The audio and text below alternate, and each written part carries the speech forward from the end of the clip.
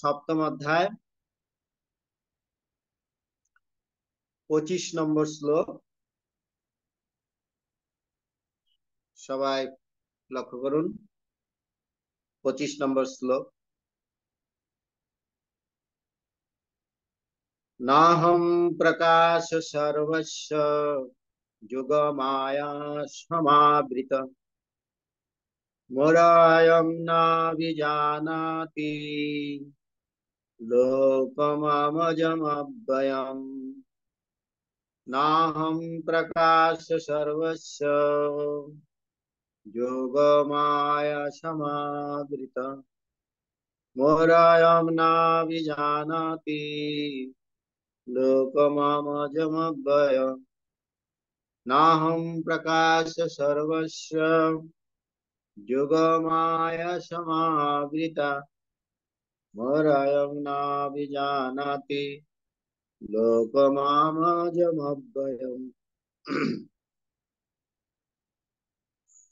অনুবাদ: আমি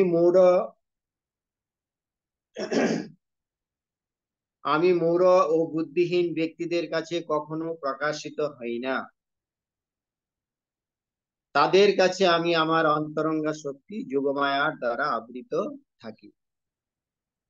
তাই তারা আমার অজ ও অব্যয় স্বরূপকে জানতে পারে না।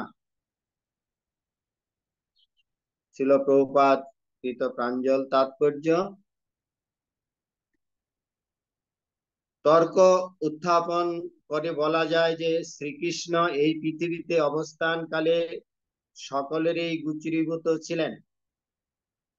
তাহলে কিভাবে এটি বলা যায় যে তিনি সকলের কাছে প্রকাশিত হন না? কিন্তু প্রকৃতপক্ষে তিনি সকলের কাছে প্রকাশিত হননি। শ্রীকৃষ্ণ যখন অবতরণ করেছিলেন তখন কয়েকজন দুর্লভ মহাত্মাই কেবল তাকে পরমেশ্বর ভগবান বলে জানতে পেরেছিলেন।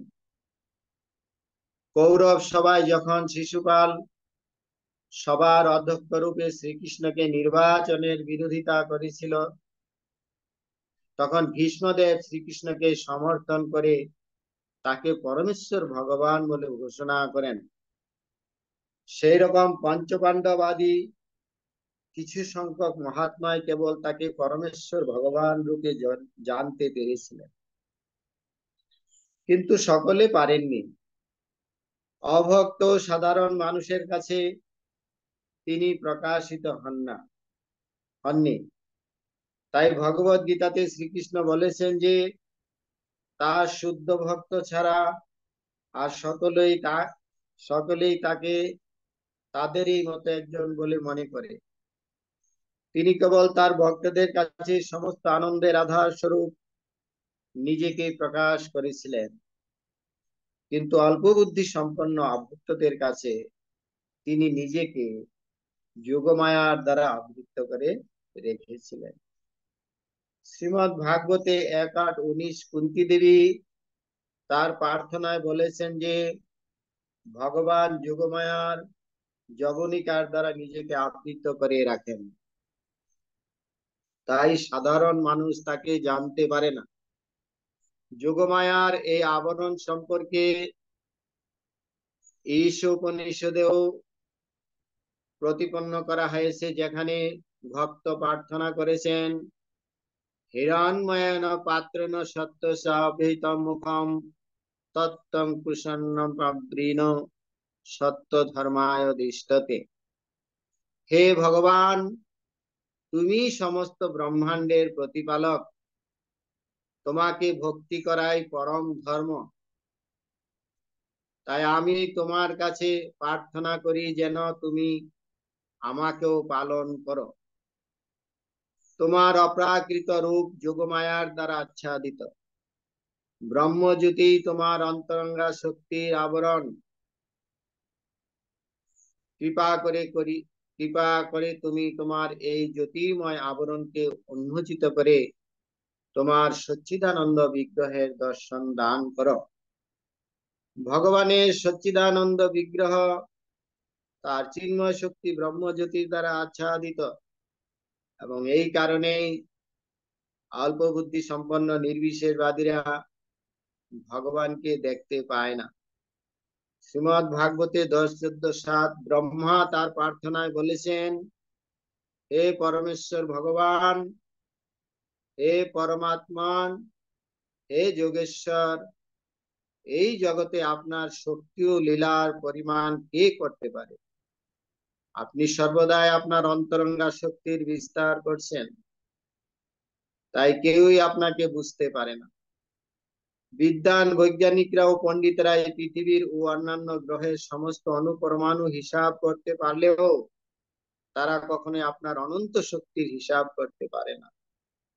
যদিও আপনি সকলের সামনে বিদ্যমান, পরমেশ্বর ভগবান শ্রীকৃষ্ণ কেবল অজয় নন, তিনি অব্যয়। তাই শ্রী বিগ্রহ সচ্চিদানন্দময় এবং তার সমস্ত শক্তি অব্যয়। হরে কৃষ্ণ। এখানে শ্রীল প্রভুপাদিত প্রাঞ্জল তাৎপর্য সমাপ্ত। শ্লোক: নাহং প্রকাশ সর্বস্ব যুগমায়া সমাবৃতা, মরয়ম না বিজানাতি লোক মাম অজম অব্যয়। আমি মূঢ় বুদ্ধিহীন ব্যক্তিদের কাছে কখনো প্রকাশিত হই না, তাদের কাছে আমি আমার অন্তরঙ্গা শক্তি যোগমায়ার দ্বারা আবৃত থাকি, তাই তারা আমার অজ অব্যয় স্বরূপকে জানতে পারে। তো ভগবান সবার কাছে প্রকাশিত হন না, কেননা যে যারা ভগবানের শুদ্ধ ভক্ত, তারাই ভগবানকে উপলব্ধি করতে পারেন এবং তাকে দর্শন করতে পারেন। কিন্তু এখানে যারা মূঢ়য়ম নাভাজানাতি, এটা আমরা আগের শ্লোকে পড়েছি যে মূঢ় ব্যক্তিরা যারা ভগবানকে উপলব্ধি করতে পারে না, যারা ভগবানের এই তত্ত্ব জানতে চায় না, তারা ভগবানকে উপলব্ধি করতে পারে না। এখানে ভগবানের দুইটা শক্তি কাজ করছে, একটা হচ্ছে অন্তরঙ্গা শক্তি, আর একটা হচ্ছে বহিরঙ্গা শক্তি। অন্তরঙ্গা শক্তি যুগমায়ার দ্বারা ভগবানের লীলা পুষ্টি করেন, এবং ভগবানের বহিরঙ্গা শক্তি এই জড় জগৎকে আবরণ আত্মিকা মায়ার দ্বারা আচ্ছাদন করে রাখেন। এখানে কুন্তী দেবী ভাগবতে প্রার্থনা করেছিলেন যে হে ভগবান, মায়া জগনিকে আচ্ছন্ন মগ্গা দক্ষজ মগ্ন ন লক্ষ্যস্য মরোধিসা নট নাট্য জর ধর যথা। যে ভগবান এই মায়া যবনিকার দ্বারা আচ্ছাদিত, যুগমায়া এইভাবে ভগবানকে আড়াল করে রাখেন। যারা অভক্ত তাদেরকে ভগবান জানতে দেন না। যেমন মঞ্চে কোনো অভিনয় যখন অভিনেতা করে, তাকে লোক অনেক সময় দেখেও চিনতে পারে না। সেরকম ভগবানকে, ভগবান সশরীরে এখানে উপস্থিত হলো, ভগবানকে এখানে অনেকেই বুঝতে পারে না। এখানে উদাহরণ দেওয়া হয়েছে, যেমন ভগবান যখন অবতরণ করেছিলেন, কয়েকজন দুর্লভ মহাত্মাই কেবল তাকে পরমেশ্বর ভগবান বলে জানতে পেরেছিলেন। কৌরব সভাতে শিশুপাল সভার অধ্যক্ষ রূপে শ্রীকৃষ্ণকে নির্বাচনের বিরোধিতা করেছিলেন শিশুপাল, কিন্তু ভীষ্ম আদি কিছু সংখ্যক মহাত্মা তাকে পরমেশ্বর ভগবান বলে স্বীকার করেছিলেন। তো ভগবান আমাদের সামনে আসলেও ভগবানকে, যারা ভগবানের শুদ্ধ ভক্ত নন, তারা ভগবান বুঝতে পারেন না। আমাদের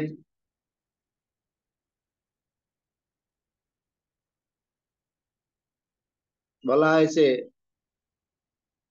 ভগবানের জানতে গেলে আমাদেরকে আমাদের চিত্ত শুদ্ধি করতে হবে। শ্রবণাদি শুদ্ধ চিত্তে করহে উদয়। ন ভবেদ গ্রাহ্যম ইন্দ্রিয় শ্রবণ মুখে হি জিহ্বাদ স্বয়ং এবং পুরোত্তম। যে জড় ইন্দ্রিয়ের দ্বারা ভগবানকে কখনো উপলব্ধি করা যায় না। এই জন্য শ্রবণাদি শুদ্ধ চিত্তে করয়ে উদয়।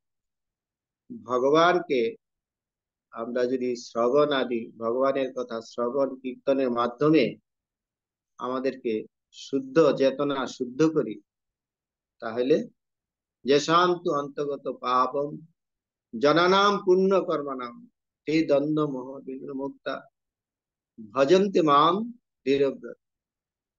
আমাদের হৃদয়ের পাপ যতক্ষণ অব্দি সম্পূর্ণভাবে দূরীভূত না হবে, ততক্ষণ আমরা ভগবানকে দৃঢ় চিত্তে সম্পূর্ণভাবে ভগবানকে আরাধনা করতে পারি এবং ভগবানকে দেখতে চাইলেও আমরা দেখতে পারি না।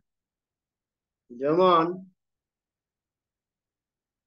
আকাশে উদীয়মান সূর্য আছেন, কিন্তু রাতের অন্ধকারে আমরা যদি ইচ্ছা করি ভগবান সূর্যকে দর্শন করব, এটা কখনো সম্ভব নয়।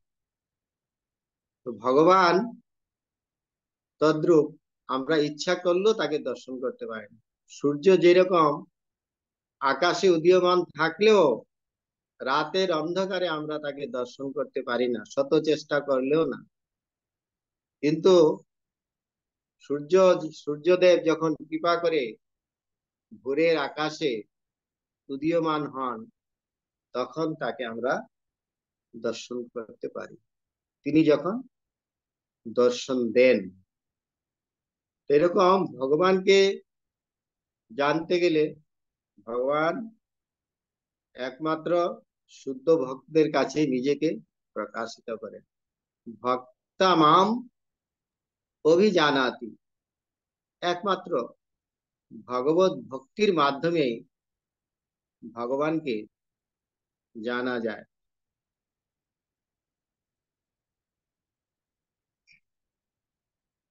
কেননা আমরা এখানে এই মায়ার জালে আবদ্ধ হয়ে আছি। মায়া একটি জাল, এই যে মহামায়া আমাদেরকে একটি জালের মাধ্যমে আবদ্ধ করে রেখেছে। ভগবানের একই শক্তি দুই রকম ভাবে কাজ করে। যেমন অন্তরঙ্গা শক্তি যোগমায়া রূপে কাজ করে, আর ভগবানের একই শক্তি মহামায়া রূপে কাজ করে। যেমন আমরা দেখি ইলেকট্রিক কারেন্ট, একটা হিটারে তাপের কাজ করছে, আবার একই যখন আমরা ফ্রিজ চালাচ্ছি সেখানে হিম তৈরি করছে, কিন্তু শক্তিটা একই শক্তি। সে একই বিদ্যুৎ শক্তি একদিকে হিটার তাপ বিতরণ করছে, আরেকদিকে আপনার ফ্রিজের মধ্যে সে ঠান্ডা উৎপাদন করছে। এরকম ভাবেই ভগবানের যে শক্তি অন্তরাঙ্গা শক্তি যোগমায়া, তিনি ভগবানের ধামে এবং ভগবানের ভক্তদের ভগবানের সাথে তার লীলা আস্বাদনের পুষ্টি বিধান করেন। ভগবত ভক্তি একমাত্র অন্তরঙ্গা শক্তির মাধ্যমে আমাদের হৃদয়ে প্রকাশিত হয়। অন্তরঙ্গা শক্তির মাধ্যমে ভগবত ভক্তি সম্পাদন হয়। হ্যাঁ, শ্রবণাদি শুদ্ধ চিত্তে, চিত্ত যখন আমাদের সম্পূর্ণভাবে শুদ্ধ হয়, তখন যোগমায়া আমাদেরকে সহযোগিতা করেন কৃষ্ণকে ভক্তি করার জন্য। এই যে ভগবত ভক্তির স্তর, এটা জড় আবরণের স্তর থেকে ঊর্ধ্বে। ভগবত ভক্তি, এটা বলা হয়েছে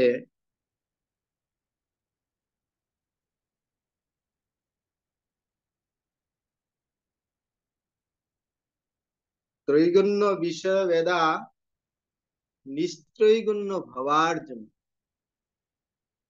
অর্জুনকে বলছেন ভগবান যে অর্জুন, এই প্রকৃতিতে তিনটা গুণ কাজ করছে। এই তিনটা গুণের মাধ্যমে যতক্ষণ অব্দি আমরা পরিচালিত হচ্ছি, আবদ্ধ হয়ে আছি, ততক্ষণ অব্দি আমরা ভগবানকে বুঝতে পারি।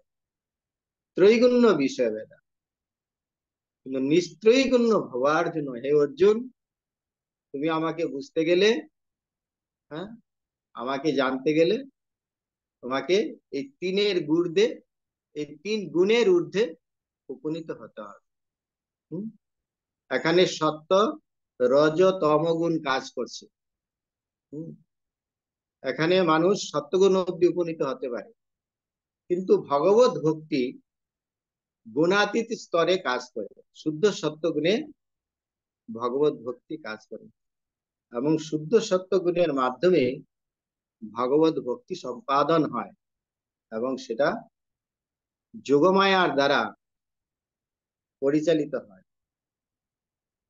এই জন্য এই ভগবত ভক্তি জানতে গেলে এবং ভগবানকে উপলব্ধি করতে গেলে আমাদেরকে শুদ্ধ ভক্তের সঙ্গ করতে হয়, এবং ভগবানের ধামকেও যদি আমরা উপলব্ধি করতে চাই, আমরা অনেক সময় বিভিন্ন ধাম দর্শনে যাই,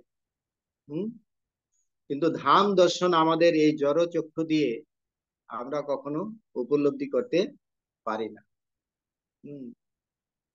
ধামের স্বরূপ স্ফুরিবে নয়নে, হইব রাধার দাসী।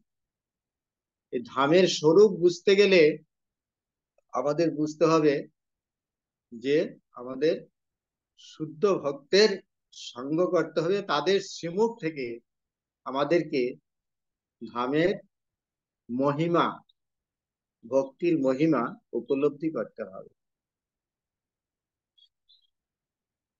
সেরকম বলছেন যে গৌর আমার যেসব স্থানে করিল ভ্রমণ রঙ্গে, সেসব স্থান হেরব আমি প্রণয় ভকত সঙ্গে। এই ভগবানের ধাম যদি আমরা দর্শন করতে চাই, ভগবত ভগবানকে উপলব্ধি করতে চাই, তাইলে গৌর আমার যেসব স্থানে করিল ভ্রমণ রঙ্গে, সেসব স্থান হেরিব আমি। যে ভগবানের যে বিভিন্ন লীলা ধাম আছে, সেগুলা আমি কিভাবে দর্শন করতে পারবো? প্রণয়ী ভক্ত সঙ্গে, যারা ভগবানের প্রিয়জন, যারা ভগবানের প্রতিনিধিত্ব করেন, ভগবানের শুদ্ধ ভক্ত, তাদের কাছ থেকে আমাদেরকে এই ধামের মহিমা উপলব্ধি তারা করাবেন, আমরা উপলব্ধি করতে পারি। কেননা ভগবান শুদ্ধ ভক্তের হৃদয়ে সর্বদা বিরাজ করেন। ভগবান বলছেন, তোমারও হৃদয়ে সদা গোবিন্দ বিশ্রাম, গোবিন্দ কহেন মম বৈষ্ণব পরা। যারা শুদ্ধ বৈষ্ণব, ভগবান তাদের হৃদয়ে সবসময় উপস্থিত থাকেন, তারা সব সময় ভগবানকে উপলব্ধি করেন। প্রভুপাদ বলছেন যে ভগবত ভক্তরা ভগবানকে এক মুহূর্ত দেখে না দেখে থাকতে পারে না। তার মানে তারা সর্বদা ভগবানকে দর্শন করেন। সর্বদা সর্বত্র। হম কেননা ভগবান সর্বদা আছেন, সর্বত্র আছেন। যেরকম ভাবে আমরা দেখতে পাচ্ছি প্রহ্লাদ মহারাজকে যখন তার পিতা হিরণ্যশিবু হম যাতনা দিচ্ছিলেন, তাকে মারতে চাইছিলেন, হ্যাঁ, তখন প্রহ্লাদ মহারাজকে তার পিতা জিজ্ঞাসা করছিলেন, কোথায় তোমার ভগবান? তোমার ভগবান এখানে আছে, ওইখানে আছে, এই পিলারের মধ্যে তোমার ভগবান আছে? বলছে হ্যাঁ, এখানেও আছে। তো প্রহ্লাদ মহারাজ যখন বলছেন যে এই থাম্বার মধ্যে, পিলারের মধ্যেও ভগবান আছে, সে সেটা সে কোনো কাল্পনিক আন্দাজ করে বলেনি, সে ভগবানকে সর্বত্র দর্শন করছেন। হম তো ভক্তের কথা রক্ষার জন্য ভগবান সেখান থেকে আবির্ভূত হয়েই হিরণ্যশিবুকে দর্শন দান করেছেন। তো ভক্ত এইভাবে ভগবানকে সর্বত্র দর্শন করে। এইভাবে আমরা যদি শুদ্ধ চিত্তে ভগবত ভক্তি সম্পাদন করি, একদিন আমরা আমাদের হৃদয়ে ভগবান তিনি নিজেকে উদয় করাবেন। আমরা তাকে দর্শন করতে পারি না, ভগবান তিনি আমাদের শুদ্ধ চিত্তে, আমাদের হৃদয়ে তাকে উদয় করাবেন। ভগবান আছেন, ভগবান সর্বত্র আছেন। যেমন আমরা বলছি যে ভগবানকে, এখন তো ভগবান নেই, এখন ভগবান কোথায় আছেন? কিন্তু বলা হচ্ছে কলিযুগে নাম রূপে কৃষ্ণ অবতার। হ্যাঁ, কলিযুগে নাম রূপে ভগবান আছেন। নাম নামই অভিন্ন। যেহেতু আমরা নামের মহিমা বুঝতে পারি না, হম এই জন্য আমাদের নাম যেহেতু পূর্ণ শুদ্ধ চিত্তে হচ্ছে না, সেই জন্য আমরা নামের মহিমা বুঝতে পারছি না। পূর্ণ শুদ্ধ চিত্তে যখন আমরা ভগবানের নাম করব, ভগবান নাম করতে করতে চেতো দর্পণ মার্জনম ভব মহাদাবাগ্নি নির্বাপ, এই চিত্তরূপ দর্পণ ভগবানের নামের দ্বারা মার্জন করতে করতে আমাদের হৃদয় যখন চিত্ত শুদ্ধ হবে, তখন আমরা ভগবানকে উপলব্ধি করতে পারব। এই জন্য ভগবান বলছেন নাহম প্রকাশ সর্বস্ব যুগমায়া সমাবৃত। ভগবান সবার কাছে নিজেকে প্রকাশিত করেন না, কিন্তু ভক্তমাম অভিজানাতি, ভক্ত ভগবানকে জানতে পারেন, উপলব্ধি করতে পারেন। এখানে ভগবত ভক্তির মহিমা উল্লেখ করা হয়েছে।